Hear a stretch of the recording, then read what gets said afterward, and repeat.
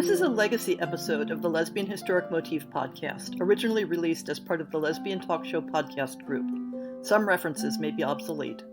The show looks at lesbian-relevant themes in history and literature, has interviews and discussions about current historical fiction with queer female characters, including fantastic versions of the past, and presents new original historical fiction for your enjoyment.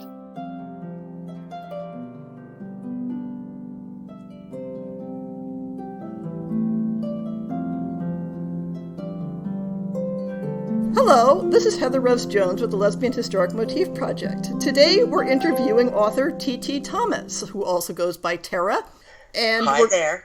And we're going to talk a little bit about your historic fiction. I've been browsing through your catalog, and I notice you've got sort of a favorite era right around the turn of the, I don't know whether we call it the turn of the 19th century or the turn of the 20th century. I guess it's the turn of the 20th. Of the century, anyway. Yes, right around 1900, plus minus. Late 1900s. How did you get interested in that particular period? Well, several things. I got interested in, things were changing in a very big way in the world during that period of time, with the results of the Industrial Revolution were being felt in the areas of technology, transportation, education, just about every subject. We were moving from the Victorian era into the Edwardian era. So I actually start usually around 1890, particularly 1895 to the end of that decade. Uh-huh. And Queen Victoria died, I think, 1902. Everything changed. Warfare changed, beginning with the Boer War, which was an English conflict in South Africa, or one that they got into. Then with the beginning of World War I, it changed again. And so basically I write anything from 1890 to 1950.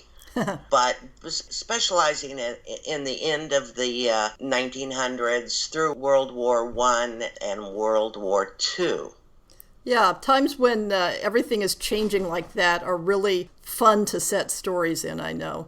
They are. I mean, even the time between the two wars, particularly in Germany, is a fascinating time prior to the rise of Hitler and the Nazis and the whole how World War II came about. Anyway, so that period of time, there's a lot of activity taking place in the world. In particular, the world of women is changing at this time. That fascinated me. I originally became very interested in the person of Anne Lister. Uh-huh. She actually lived a century earlier, yeah. Late 1700s. I think she died in 1840. Yeah, thereabouts. All right, but there was a woman who lived life her own way.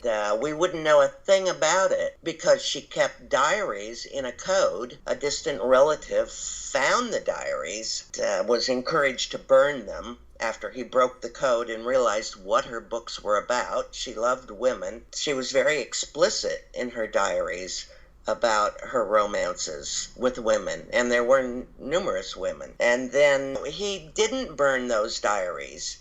What he did was he hid them behind a panel of the family estate. So flash forward to the 1980s, and a woman comes along named Helena Whitbread, who decides that her project is going to be to decode these diaries. She wrote a book about it called I Know My Own Heart, a modest review of what she had decoded. There's a second volume that she did as well, titled No Priest But Love. Exactly. But, yeah, those diaries are so inspiring in terms of sources for historic research. They really are, and I would say that both women, Anne Lister and Helena Whitbread, were incredibly inspiring to me. Although I have to say Anne Lister was not necessarily a nice person. No, she wasn't. She was, a crotchety old bitch, but she was very... very human. She was very intelligent and very familiar with the classics, and would often entice a woman that she had met with some somewhat vague reference to a line in one of the Greek or Roman classic that revealed where she was coming from. So, I mean, she found a way. That has always intrigued me. But until I heard about Anne Lister, the only other women I had heard of were the, I'm going to say this wrong, the ladies of Llangollen. Llangollen. How do you say it? Llangollen. Llangollen. Anyway, it's tricky. Eleanor Butler and Ponsonby. And I love what Jeanette Winterson says, that those two ladies, they lived in a haze of female virtue and deep friendship.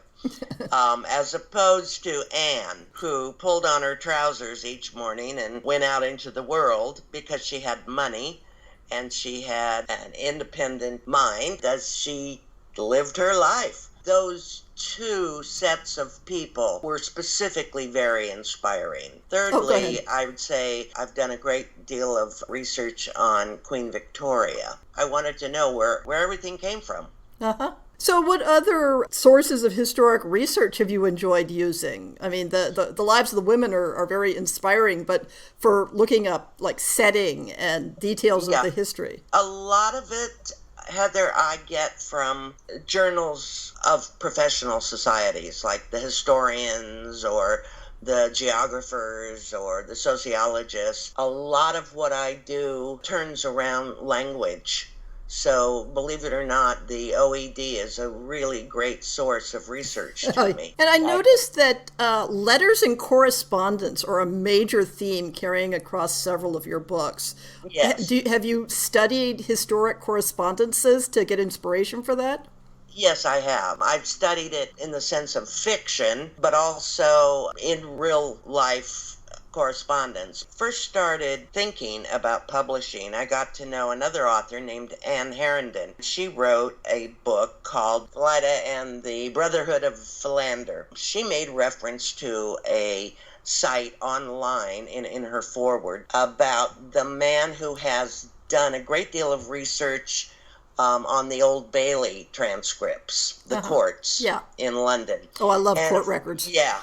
And I just got so involved reading these court cases, including several cases of women who posed as man and wife, the discovery of it, the outrage, and the whatever the response was. And it often wasn't the apparent lesbianism that got such people into trouble. It was because they had some kind of domestic disagreement. Yeah. I promise that we're going to come around to the specifics of your novels, but I was also interested in the settings that you've used. You know, you've got stories set in America and in England, and the one that's coming out soon in Morocco. Right. And I was wondering England and Morocco. Yeah, I was wondering what your own background is. I don't like to make guesses based on people's accents, but you sound solidly American. I am. However, I was born in England, outside London, in a small little village called Tadley in Hampshire. My mother was Irish, and my father was an American officer, flight officer in World War II. And then I was born, but because of my father's citizenship, of course, I was American. And I was educated here in the United States, in Illinois, in fact. So I was looking at specifically, there's a pair of stories you have. The first one, The Blondness of Honey, which I think starts out or it's set in the San Francisco area. Yes, it is. And that's in the 1890s, so before the big quake, but during the big boom of the San Francisco era. Right, that's right. And the women in this story attend Mills College, which is... that's so cool. Right, which is in Oakland. So, and my wife is from the Bay Area, so I had a Baedeker, I had a guide. Yeah. I had a guide for a lot of that. And some of it takes place on the Point Reyes Peninsula, some of it in the city, meaning San Francisco. So can you give us a sort of a plot synopsis of what happens in that story? We have our main protagonist, and she has a childhood friend, and they are attracted to one another, and this, as you say, is, 1895 or whatever. It's really an odyssey. It's a great big book that takes everybody all the way across the country to Boston and back to Chicago. And there is another woman involved, and it's about how the women dealt with the phenomenon of same-sex attraction against the backdrop of what was going on historically in this country. This was also a period of time where we had the Columbia Exposition in Chicago, the World's Fair, and I wanted to make it a saga. Uh-huh. Well, first book, I had to write War and Peace, right? So it looked to me, based on the description, and I apologize that I haven't read your entire oeuvre. Yeah, I apologize, I can't remember the plot. No, go ahead. That there's a story, Vivian and Rose, that it says that the framing of that story is that it is being written by one of the characters from The Blondness of Honey. Exactly. This was a novella that I actually wrote before The Blondness of Honey, but I didn't publish before. And it's in the first person, which is tricky. A lot of it, again, letters, notes, the kind of thing I like to do.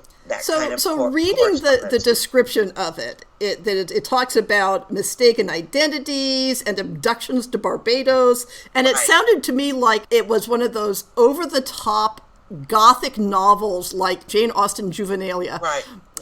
And that the idea of it being written by your character gave you maybe the freedom to make it really over the top.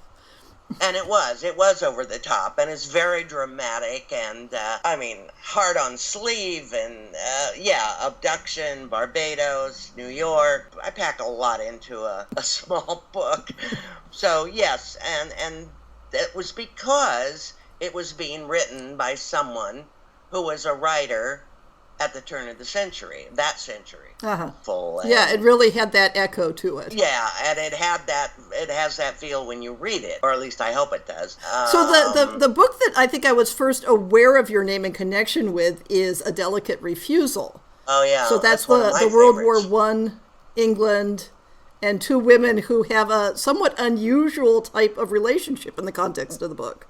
Yes, I introduce, without calling it this, the concept of a demisexual. Back in the days prior to World War I, after and during World War II, the worst thing that could be said about a woman is that she was frigid. It took us till now, I guess, to understand, or in the last 20 years, that is not the case. That is, it's not some kind of an ailment. Let's define that for our listeners. So demisexual is someone who feels desire only after they've fallen in love, to put it kind of in a shorthand. That word. So what I did is I created this completely oversexed and had her falling in love with someone who is basically a demisexual. They are so flummoxed by this attraction, and by the way, that woman, the second woman, is married.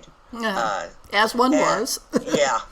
So anyway, they're neighbors. What happens basically is that they both almost have a nervous breakdown in response to their own relationship. The one who is, completely sexually typical is she's suddenly going blind, sort of. And that sounds an awful lot like the old wives' tale about what makes you go blind. Yes. Was it meant to be symbolic that way? Yes, it was. Yes, it was. Thank you. You're the first person who seems to have noticed that. But anyway, and the other one becomes partially and intermittently paralyzed, has trouble walking, standing. It would be what certain psychologists from certain areas would have called sexual hysteria. Socially, it was called frigidity. The women who had to bear the brunt of these diagnoses suffered quite a bit. So it would take someone like the other neighbor to bring her out of it. And so this is their story, again, against the backdrop of the eve of World War I. Uh-huh. Well, I had to get rid of the husband, for one thing. So I sent him off to war, huh? And I had to get rid of a couple people. So in reading the descriptions of your books, I get the sense that your books are kind of on the sexy side. Well, is that fair to say?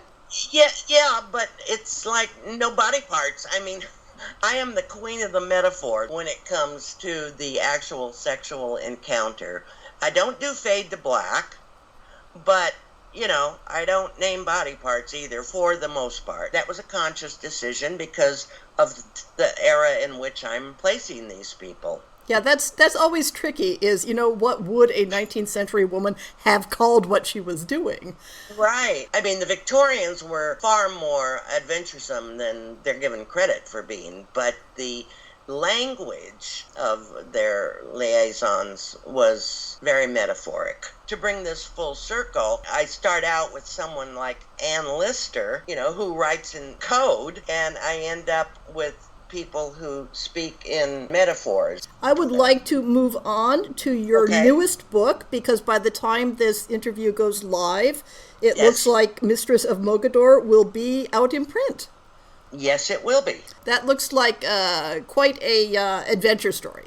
It is an adventure story. It's basically the story of a woman who trades in inheritances with her brother. He gets the estate, she gets the shipping company. He's driven it into the ground and it's almost bankrupt, and she has to salvage it. It's fine with her. It's her adventure.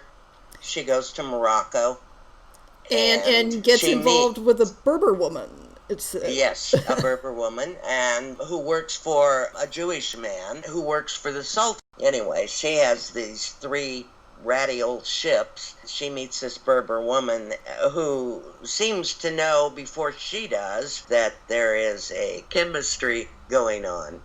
So what's the challenge of writing a character or a setting that's so very different from your own? When you were writing about Morocco and Moroccan culture, what are the difficulties of sort of... Huge. I don't speak Arabic. I had to... it's taken me almost 3 years to do the whole thing. The Berbers have always tried to maintain their own culture against the backdrop of having been the conquered. Anyway, so I had to do a lot of research. Again, there are quite a few Moroccan researchers who write in English, Arabic, and French. So I was using Google Translate quite a bit. I can sort of stumble through French. It was fascinating. I had a fabulous time writing this book. So if people want to learn more about you or follow you in social media, where should they go? For my website, it's the www.ttthomas.com. And I'll put all this in the show notes so people can find it easily. On Facebook, I have TT Thomas-author. I don't use that much because I actually interact with a lot of people, so I just have my TT Thomas, and I'm very available on that. Twitter, blogging, any other platforms? I do Twitter, but it's mainly political. Okay. So, no, I'm not blogging right now. Okay. Well, thank you very much for coming on and letting me interview you for the Lesbian Historic Motif podcast. I hope you've enjoyed the experience. I have, Heather. Thank you so much for inviting me, and it's been fun. Thank you. I hope you've enjoyed this episode of the Lesbian Historic Motif podcast. See the show notes for links to people and topics. Most shows will have a transcript linked as well. If you have a book announcement, a topic suggestion, or might like to appear on the show, please drop me an email. If you enjoyed this podcast, please rate it and subscribe on your favorite podcast app, and consider supporting our Patreon.